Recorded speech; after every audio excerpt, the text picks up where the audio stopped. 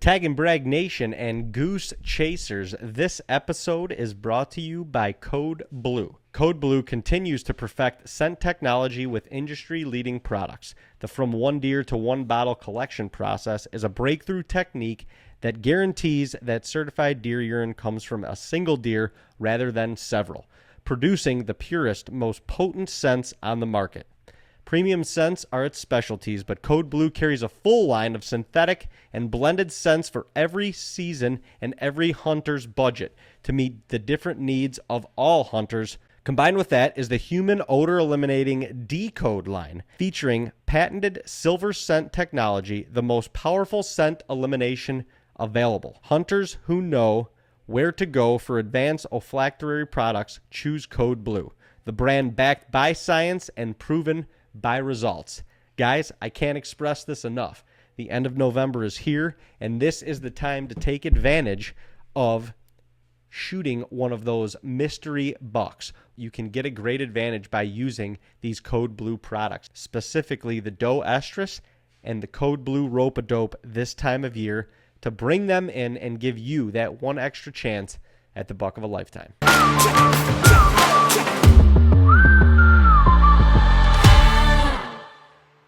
TAGNBRAG Nation, we are back. Another Goose Chasing podcast, the 73rd. Wow. Goose Chasing podcast. Pretty monumental, I would say, wouldn't you?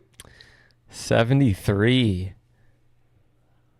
It's a lot of episodes. That's 2 away from 75. Which is 3/4 of 100.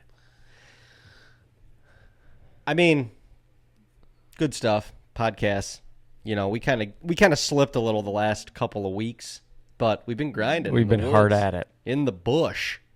I mean, it's that time of year. It's I would say mid-November right now, but that end of October, first part of November period was pretty active in the whitetail woods, wouldn't you say? Sure was. Yeah, and we were active in the whitetail woods. Well, I mean, that helps, but it was definitely more motivating. You think back to last year at this time, and I feel like at this point in November, we were already kind of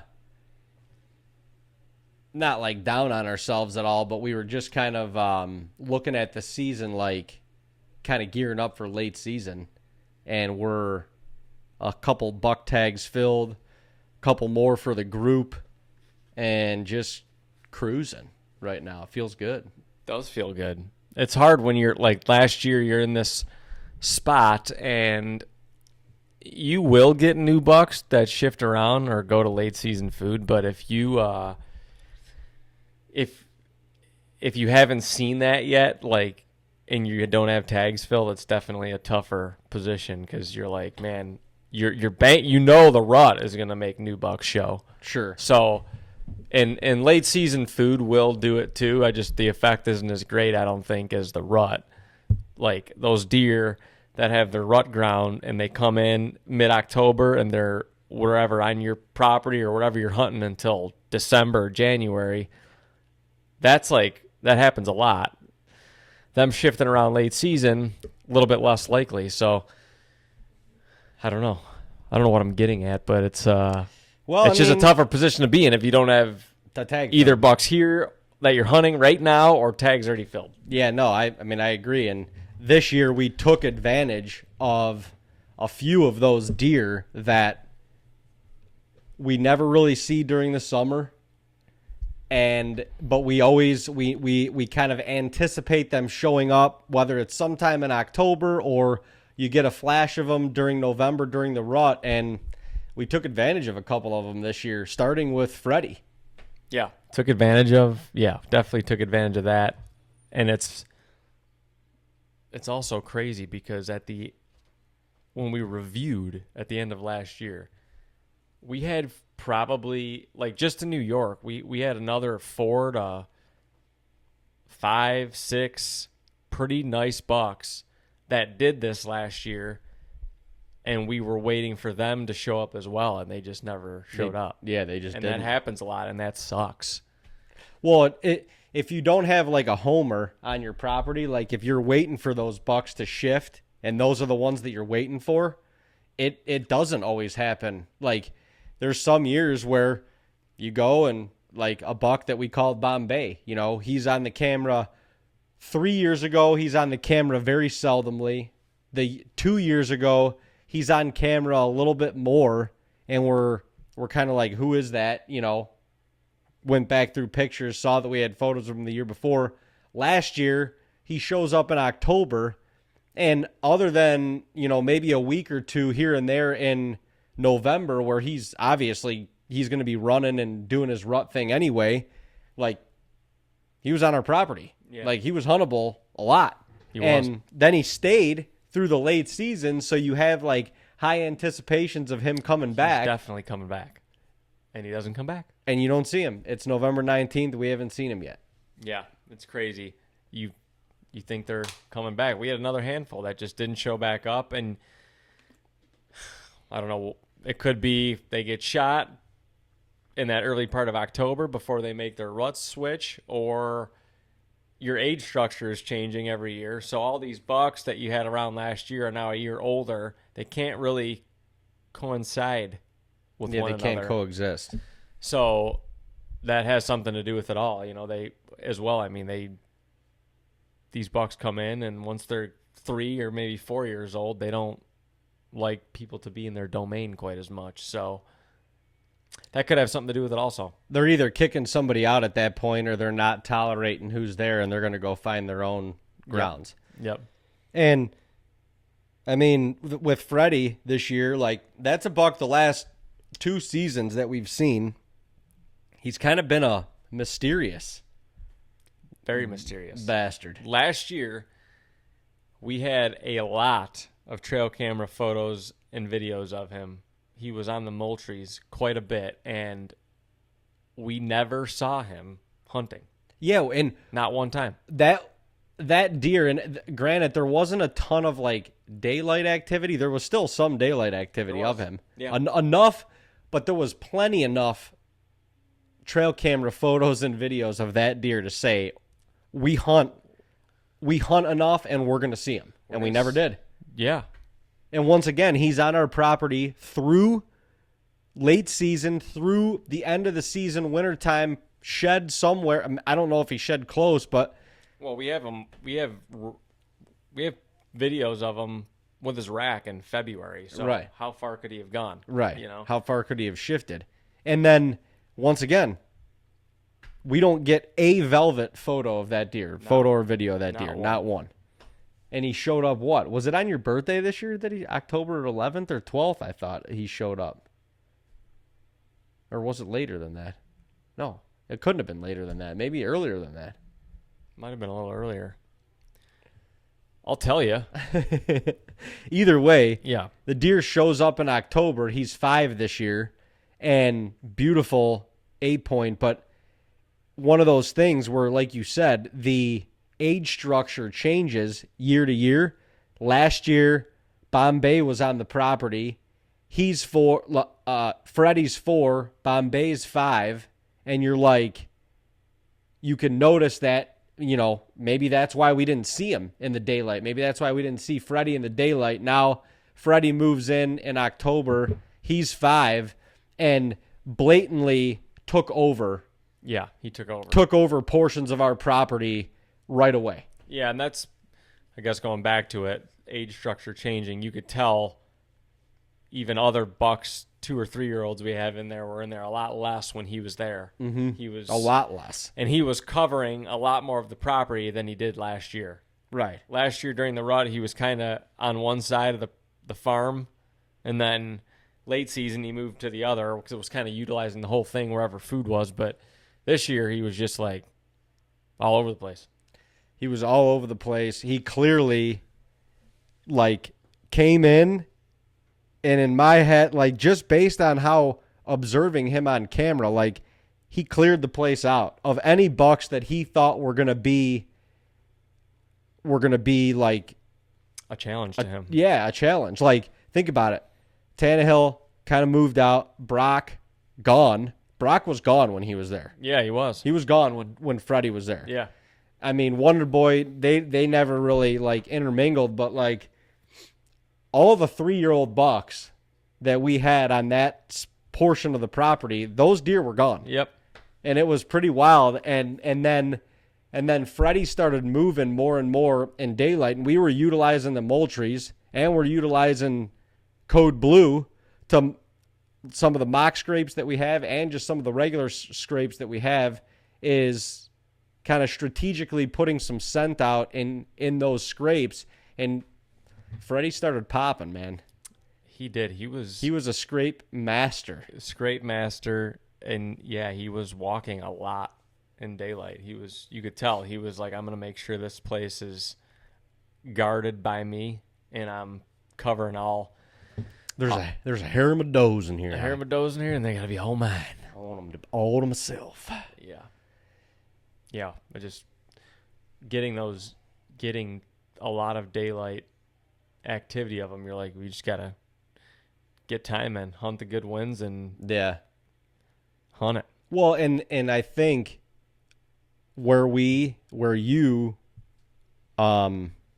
capitalized is like, so we're watching the cameras of Freddie. We're hunting them a little bit, but there's not like really like end of October, mid to end of October. There's not really like a set pattern for him, you know. Like he's just, you couldn't really tell what he was doing other than marking scrapes and just taking over the area. Yeah. But it wasn't like you were like, oh, he's based on this camera, he's betting right here, and we got to go into this spot. There was never like that prediction. But then early November hit, and he started walking in daylight.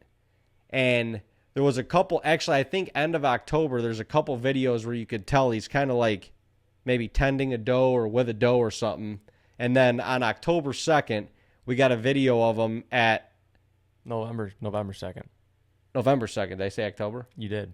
November 2nd, we got a video of him on just walking at like 11:15 by himself. Yeah. By himself. And that was like the light switch. bulb. Thank God Dean and my dad were already up there. And you guys had a pretty solid morning that morning too. Yeah, we did. We my dad and I sat together, and we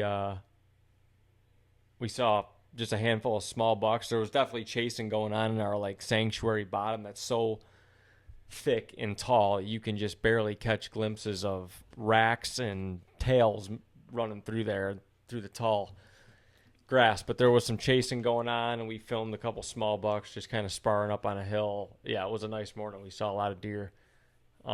Definitely rut was on. We originally were like, man, Freddie's got to be in there with a doe pin, because you could tell there was just like 3 or 4 small bucks just kind of satelliting around the area.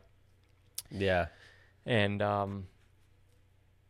we thought he might be in there, and that was the blind we were hunting.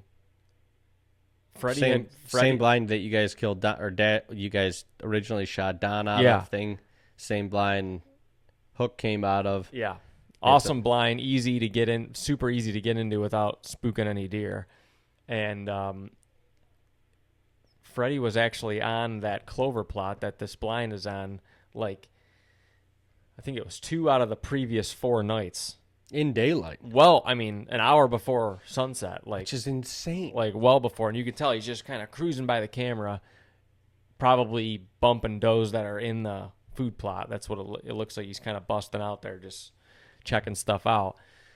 So that evening, we were kind of torn. My dad was going to go to another location, and I'm like, man, someone needs to be back in this blind. He's done this twice in the last couple of days. Like, how do you not be? And he's somewhere in there. But then we also had another blind that hunts the same wind that's kind of on the other side of the sanctuary. It was kind of a 50-50 shot. Like, both spots could be hunted. Well, not a guarantee, but he's daylighted in both areas within the last week. Yeah, in the afternoon. But also, during that same day, after the morning hunt, he shows up on camera at like 11:15 or 11:30. He's in the far back corner of our property.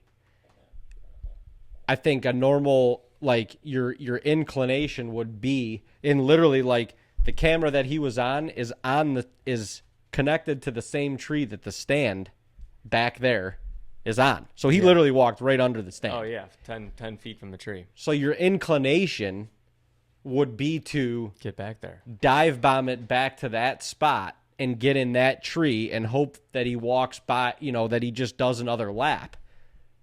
But this time of year, at least, like, the deer don't work like that.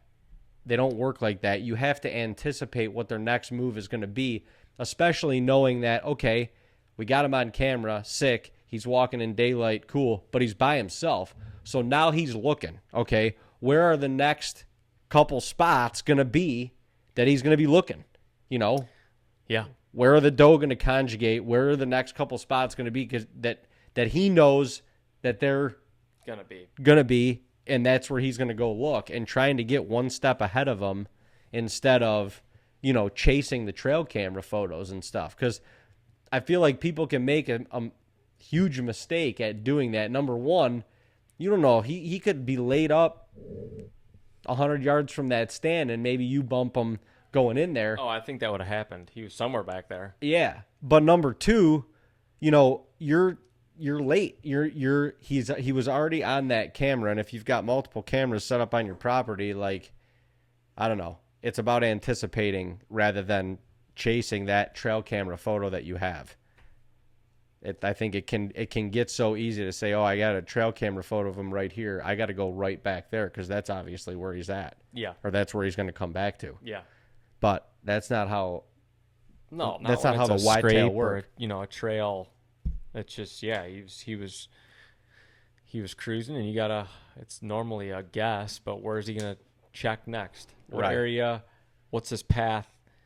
Like this at this time of year, or at that time of year, the bucks are trying to go from A to B as efficiently as possible. So they're gonna travel logging roads or wherever they got to go just to keep the wind at their advantage, where they can smell the most doe. And yeah, what path are they going to take? So it was definitely a roll of the dice. Like, honestly, if I was there by myself, I probably would have been back in that blind. In Grandpa's, yeah. In that blind that we were at in the morning, just because of playing off of the trail camera. And that wasn't what he did that morning, but I was like, oh, he's done this the last few nights. Mm-hmm. He's back on the property. Maybe he's going to be moving up here. And he could have. I think that was the nice part about Dad being up there, is we kind of tag team it. We replanned and both went to these two separate blinds, just kind of anticipating where he was going to go, and it worked. Definitely worked. I mean, what do you think? You like that deer? He popped into the plot, bumping. Yeah, it was so quiet and still that afternoon, and I think the blind I went to, which we actually moved this past summer because it had been on the opposite side of the food plot, and the only way to get there was to kind of walk through the food plot. The access wasn't as good. The wind setup wasn't as good. We used to have access. I'm thankful for that now, because you would have never been there. You couldn't have been there with the north wind. Right, exactly. Well, and we used to have permission to access from the back of our property, so that's why it was kind of on the opposite side of the food plot, because you could come in from the back side and you could have a south or east wind and it would be good.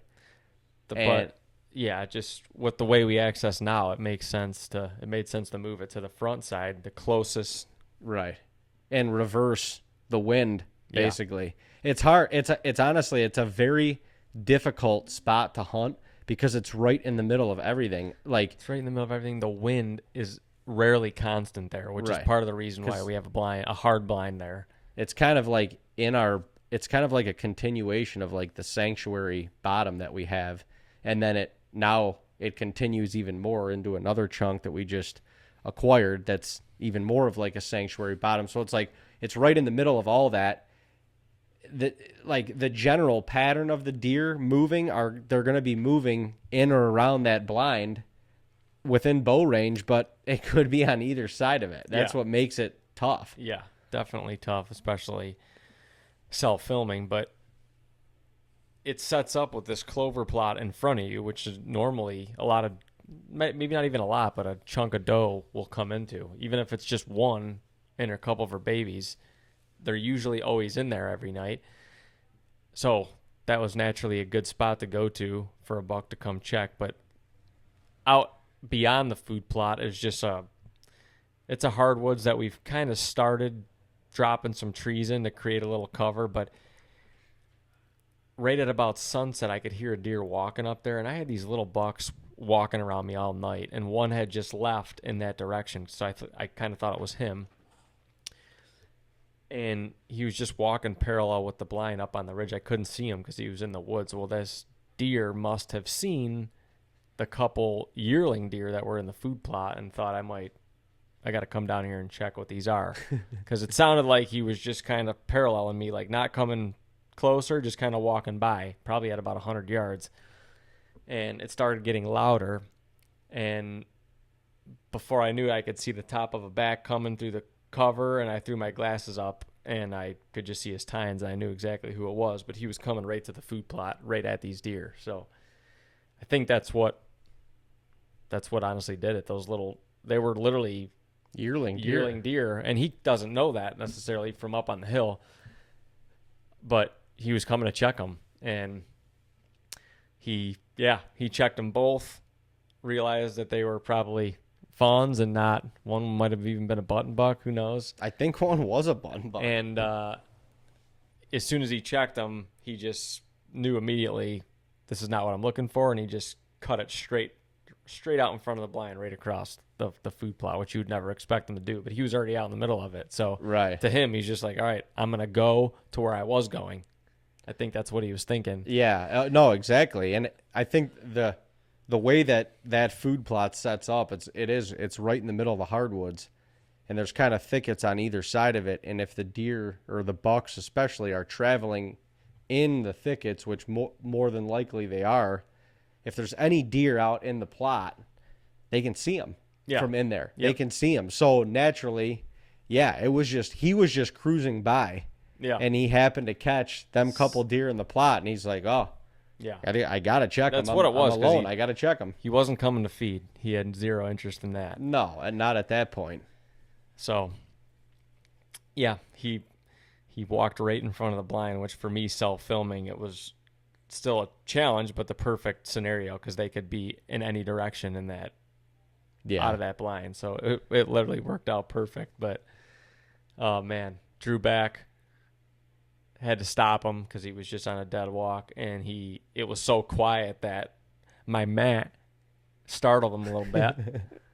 I don't know if it startled him. He was just like, oh, I heard that loud and clear, and he just turned to the right and kind of faced the blind, and I was already full drawn, and he's staring at me. So it was crazy. I had to put it right on his chest and let it eat. It ate. I never would plan a shot like that, but when you're already drawn, naturally, and it's just kill the deer. That's all you're thinking about. It's not like, at least I'm not thinking, oh, where's the shoulder? Got to get behind it. I'm not thinking that. I'm just seeing heart through the deer, no matter if he's facing you dead on, sideways, rear end facing you, like, where's the heart? Pick it, shoot it. Well, that's a good... Not many people think like that. Your natural instinct, or I guess what a lot of people teach, is you got to get behind the shoulder. Right. Naturally, yeah. And in that scenario, you give him the meh, and he turns. If you're behind the shoulder, I'm straight gut shot. You're straight gut shot coming out his ham. Mm-hmm.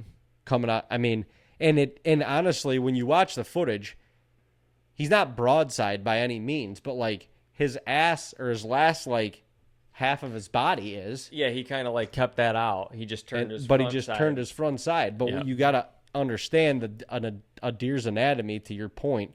When they do that, their whole shoulder is covering everything that you need to hit. Yeah. They're the one that is closest to you. Well, there's not a steel plate across their whole chest. No. So I don't know. If you haven't seen it, you guys got to go check it out on our YouTube channel, The Hunt for Freddie. It was November 2nd. Dean got it done. But the shot that he made in the moment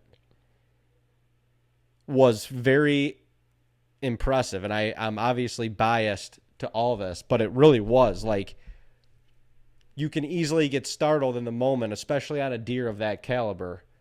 And all of a sudden, you've got a shot that you think you have, and you stop them, and your shot is now completely different. Your adjustment in the moment while self-filming very quickly and then made the perfect shot was impressive. Yeah. I mean, it was. Like, there's no ifs, ands, or like, that was some professional shit right there. And it's crazy because originally I said I made the adjustment, but like when you're on the top of the heart and you're facing it, like my pin really never left. It never like moved right or left. Yeah. It just stayed right where it was. He just turned.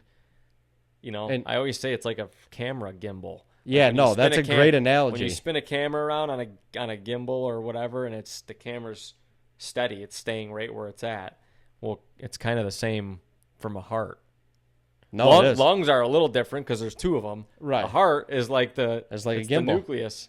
It's just staying right there. So if you think about that, it's also knowing your equipment a little bit too, because I'm not saying you can't do that with a expandable broadhead. They will 100% do that. But well, go ahead. You finish and then I'll. Yeah, it just the fixed blade to me, I don't really even think about like bone structure. Like, is bone structure going to be in my way? Not for whitetail, at least. Well, especially with those FX4s, those things are. You just aim for the top of the heart, and whatever is in the way, just eat. Other than branches. Don't let branches be in the way. But no, as far as the deer goes, whatever is in front of it, just let it do its job, and it did. He went like 40 yards. The side of the blind was kind of blocking where he fell, but he literally hit the edge of the food plot and crashed. Yeah, and I mean, that arrow in that scenario zips right through him. Yeah, the arrow zips right through him and is in the ground. I mean, that's insane. That's a testament to the equipment for sure. Yeah. Because there is a lot of, I mean, there's no like steel plate up there, but there's a lot of, it's all bone. Oh, yeah. It's all bone. Yeah. But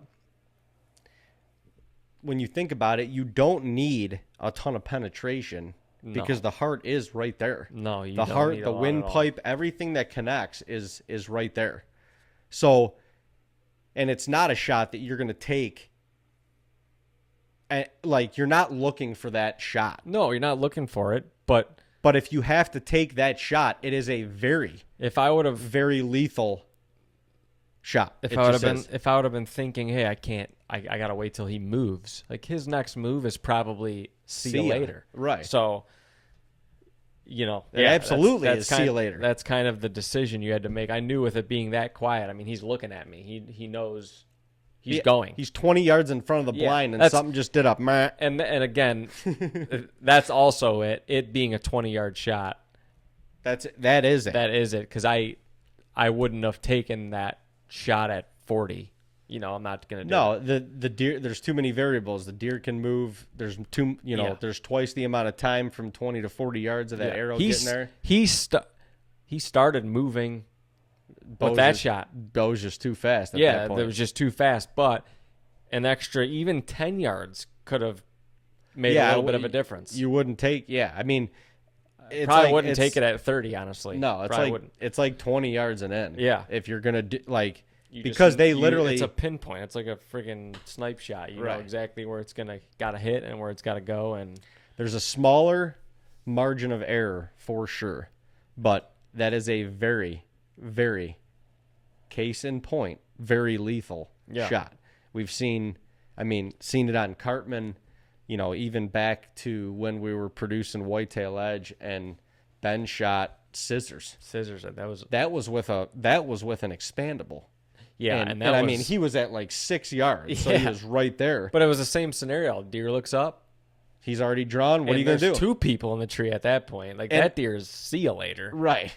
And see the heart exactly, and smoke him. He knew exactly where he needed to put it. And that deer went 30 yards. Yeah, they can't. you're literally taking everything out with that Right. shot. Windpipe, heart, part of the lungs. Right. Like they can't go anywhere. The whole blood system is exploding. Yeah. And it's wild. You might mark up your mount a little bit, but we can patch that up. Good taxidermists can give him the old fur patch. Can patch them up. I mean, what a sick hunt. What a sick deer. And it was one of those deer where we were hoping that we could get an opportunity at, but that was one of those deer, like all the other ones that didn't show up, where you're kind of like scratching your head going, well, hopefully he shows up, but we're not watching him this summer, so is he here? Is he not? I don't know. He honestly was one of the deer that I thought would be least likely to get a crack at this year. Before the season started, I would have said that I hope he comes back, but he's going to be the toughest. Yeah, 100%. But he dead. He in the freezer, and we got him. He dead. Sweet buck. Oh my gosh, awesome deer. Big old body on that sucker. Just the picture perfect 8-point frame bruiser. And it leads us up into the rut week, and what taking a deer like that off of the hill does is allows things to shift a little bit. Yeah. And it may take a few days, but all of a sudden 3-year-olds were back in there. Yeah. Before we even started our rut week. Yeah. We're seeing new bucks pop up on camera and stuff. So the chase for that deer is over, and that is a bittersweet thing, because what a sweet deer. And it's so weird. Like, I was in Atlanta when you shot that deer, and I'm sitting at the ceremony of a wedding, and I'm like, I look at my phone, and I'm like, holy shit, Freddie's on his feet. It's 11:30. Yeah. I'm like, the boys are up there. Like, my anticipation is through the roof at this point.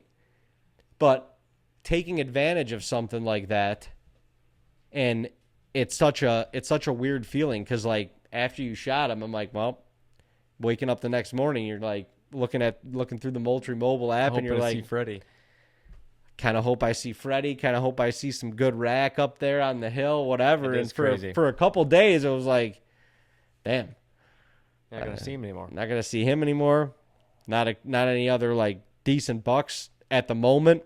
But it all shifted and it all changed, and it led into a rut week that was pretty monumental for us. And and that's what honestly is cool about like taking the chance sometimes and letting a deer that's borderline go. That you're like, oh man, I'd be happy with him, but I want to see one what of he's those gonna do. one of the bucks that you're like, the neighbor's gonna kill this thing, so I'm gonna shoot him. Yeah, like that's what's cool about just taking the chance and letting them go, just from the sheer fact of like the chase is still on. It's still on. Like and we always talk about the chase is the whole thing. deal. Like that's what we live for, is the chase. So when you don't realize when you let a deer go, like you keep that going. Yeah. Which is awesome. Like you're still pumped to see him on camera, even though you might not shoot him. Like every time you see him, you're like, hell yeah, let's go. And then if he makes it, then you just your whole summer, it's on. Your whole spring and summer, as you're like, soon as the season's over, you're like, where's the sheds? Let's go. Yeah. And then and you get right back into the chase, and it's almost more amplified at that point, because you're like, now we got like 9 months, and it's on. Like, it's on. Yeah. We got 9 months to put the pieces of the puzzle together and figure them out. So sometimes if there's ever if you need another bit of a push to let a deer go, it's that. Just remember that the chase is amazing, and it's the chase is the thing, and you're keeping it going. And it's still on, baby. Yeah. Hell yeah. Hell yeah. I mean, we're not going to get into rut week right now, because it's just going to take a little bit more time. I think the story of Freddie was pretty solid at this point. We got to get in the woods anyway. It's raining a little bit right now, but it's still time. Mid-November. A lot of big bucks are going down at the moment. The last couple days throughout Ohio, New York, I mean, buddies, people on social media, there are big deer dropping right now. So when you got the time, get in that bush. Get in there and sit your butt down and be still, because he's coming. He's coming. That's all there is to it. Yeah, I agree. Got to just be in the tree. The month of November, just put the time in. And it's good. We're gonna get a little. No we're gonna get a little second wave. That's why you could start. Yeah. You could keep putting that Code Blue scent out there. Definitely keep them cameras on those scrapes and mock scrapes and stuff, because It could be in the next few days, but all of a sudden you could have a surprise visitor, and you're like, I got to get in the woods right now. right now. It's the beauty of November, baby. It's the best. Goes fast, though. So soak it in. Savor the moment. Enjoy it. For now, we are going to head out to the bush, but thank you guys for listening or watching another episode of Goose Chasing. We've got plenty of more Goose Chases to talk about throughout the next coming weeks. Cheers to Freddie, my brother. It was a fantastic chase. Thank you. Thank you for the sacrifice, my friend. Don't forget to subscribe to our YouTube channel. Follow us on Facebook, Instagram, TikTok. And we'll see you right here next Wednesday On Goose Chasing. God bless. May the arrow fly true.